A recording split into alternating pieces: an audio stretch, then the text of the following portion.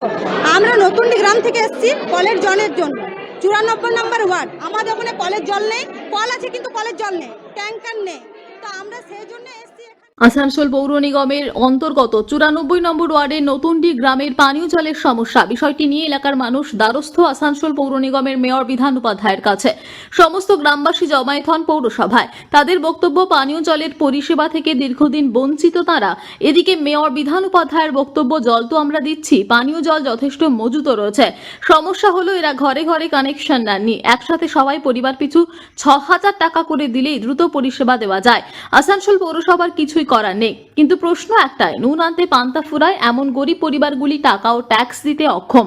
এই অবস্থায় মুখ্যমন্ত্রীই ভরসা, তিনি সব শুনে নিশ্চয়ই কোনো ব্যবস্থা গ্রহণ করবে। শেষে এমনটাই বক্তব্য বিধান উপাধ্যায়ের।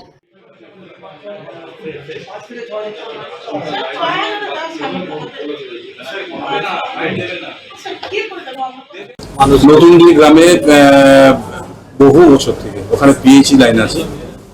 তো পিএইচই লাইন থাকাতে জল ওখানে পাচ্ছিল না, ওরা আমাদেরকে ধরেছিল। তারপর আমরা ট্যাঙ্কারে করে জল দিয়েছি এবং বর্তমানে আমরুতে আমাদের অলরেডি পাইপ লাইনের কাজ হয়েছে। কিন্তু যেহেতু সিস্টেমটা আছে বাড়িতে বাড়িতে কানেকশন নিতে হবে।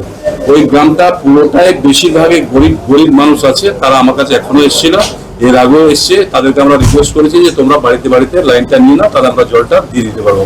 কারণ পাইপ লাইন অলরেডি আমাদের রেডি আছে, জলও আছে, কিন্তু বাড়িতে বাড়িতে কানেকশন না নেওয়ার জন্য জলটা দিতে পারছি না। তো সরকারের যেটা নিয়ম আছে সেই নিয়মে তো আমাদেরকে চলতে হবে। পসিবল নেই মানে আমারও কোনো জিনিসের আমারও দরকার আছে, কিন্তু আমি পাচ্ছি না কোনো কিছু চাওয়ার জন্য।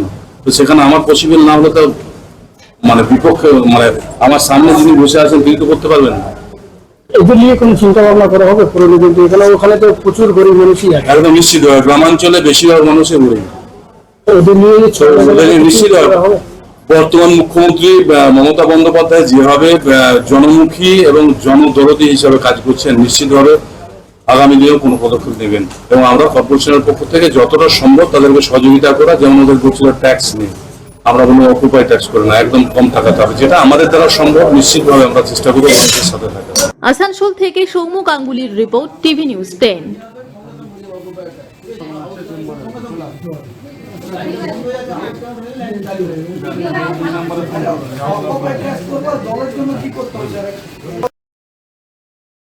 অত্যাধুনিক ডিজাইনের রুচিসম্মত গৃহসজ্জার উপকরণ মানে দুর্গাপুরের কল্পনা স্টিল এন্ড মার্বেলস ও কল্পনা ফার্নিচার। ঘর সাজানোর, চোখ ধাঁধানোর রকমারি আইটেমের মধ্যে আপনি বেছে নিন শুধু সেরার সেরাটি। এখানে আপনি পাবেন বিশ্বমানের সমস্ত ধরনের টাইলস ও furniture, RAK ceramics, Berger paints, Hindware, Nitco, Somany সহ বিভিন্ন বহুজাতিক সংস্থার তৈরি এক্সক্লুসিভ কালেকশন। পাশাপাশি আপনার জন্য কল্পনা ফার্নিচার নিয়ে এসেছে পুচিনা, কার্লন, ইউরেকা ফোকস সহ বিভিন্ন বহুজাতিক সংস্থার আধুনিক মানের আসবাব সামগ্রী। কল্পনা স্টিল এন্ড মার্বেলস ও কল্পনা ফার্নিচারের এক্সক্লুসিভ শোরুম। আমাদের ঠিকানা মুচিপাড়া মার্কেট, দুর্গাপুর 12। আমাদের শাখা রয়েছে বাঁকুড়া, ভিরিঙ্গি, বরজোড়া, চণ্ডীদাস বাজার, শ্যামপুর মোড়, বিটু বাজার, কাঁটাবেড়িয়া ও দুর্গাপুরে।